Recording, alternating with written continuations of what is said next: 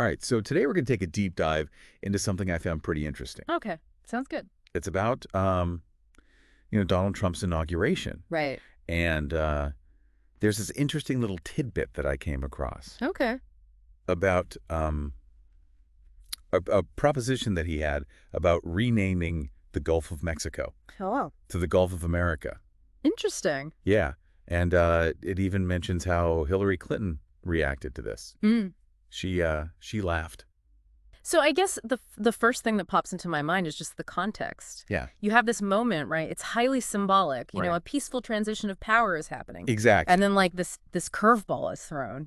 Yeah, and that laughter from Hillary Clinton too. It's just like what's behind that? I know. Like what is she thinking in that moment? It's such a loaded. Well, you can imagine like a range of emotions could be going through her head, right? Totally. Yeah. I mean, considering, the political dynamics at play. Yeah, absolutely. I mean, and it gets even more complex when you start to think about the Gulf of Mexico. Right. It's not just, some random body of water. Right. It's hugely important. It's a major waterway.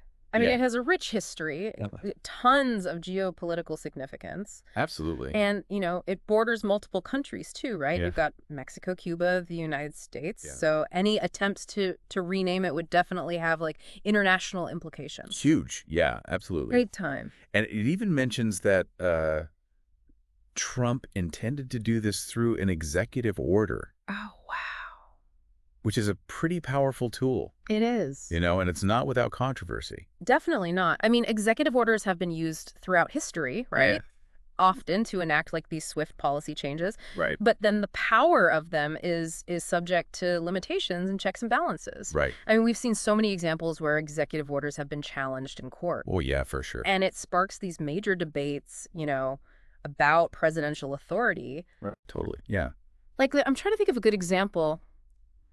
Well, I was going to say, are there any that come to mind that are particularly... Well, like when President Truman tried to nationalize the steel industry during the Korean War, Oh, yeah. Ultimately the Supreme Court ruled against him. Right. So it's not like it's not like a magic wand where he can just do whatever he wants. Not at all. Yeah. Interesting. Okay. Yeah. So it's definitely a loaded tool to use. For sure. So that adds a whole other layer to this then, right? Oh, yeah. If you think about the history of executive orders and how they've been used and how they Yeah. can be challenged and all that. Totally. Adds a lot to it. Okay. So it also quotes Trump as describing this proposed Gulf of America Right? as having a beautiful ring to it. Ah. What do you make of that choice of words? Yeah, I mean, that phrase definitely seems like it was carefully chosen, Yeah.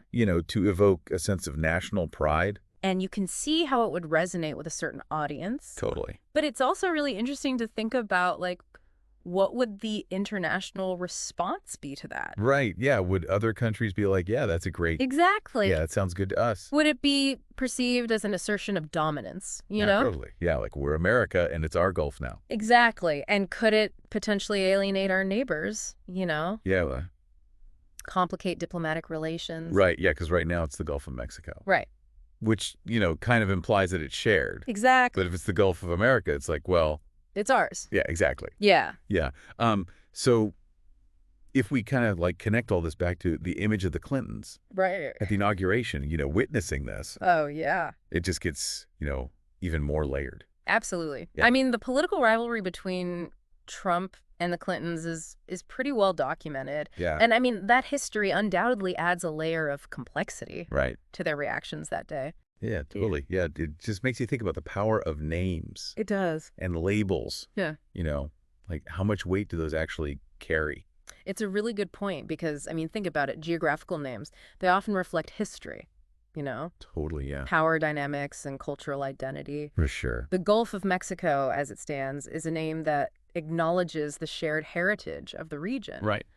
So attempting to change that raises a really crucial question. What's that? Does renaming a place actually change its meaning? Or does it just reveal the intentions of those in power? That's a good question. Yeah. Something to think about. Yeah. Wow. That's really interesting food for thought there, for sure. Yeah. Well, thanks for tuning us for this deep dive, everybody. Yeah, thanks for listening.